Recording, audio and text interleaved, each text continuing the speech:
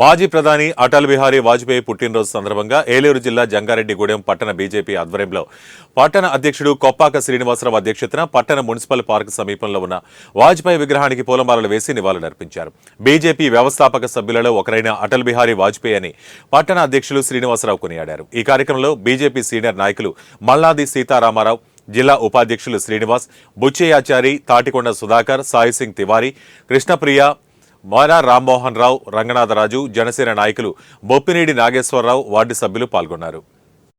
పెద్దలు చిన్నలు ఎన్డీఏ కూటమి నాయకత్వానికి మీ అందరూ కూడా ముందుగా ధన్యవాదాలు తెలియజేస్తూ, వాజ్పేయి గారి యొక్క ఆదర్శం కానీ, నిరాడంబరత కానీ, ఆయన చేసినటువంటి సేవలు కానీ, మంచి పార్లమెంటేరియన్గా గుర్తింపు పొందినటువంటి ప్రపంచ దేశాల్లో కూడా ఆయనకి గుర్తింపు ఉన్నది. అటువంటి మహనీయుడి జయంతోత్సవాన్ని జరుపుకోవటం మనందరూ కూడా చాలా సంతోషకరమైనటువంటి పరిణామం. ఈరోజు పార్లమెంట్ అధికారంలోకి వచ్చిన తర్వాత వారి మరణాంతరం వారి పరిపాలనని రోజుని జన్మదినాన్ని సుపరిపాలనా దినోత్సవంగా ప్రకటించింది.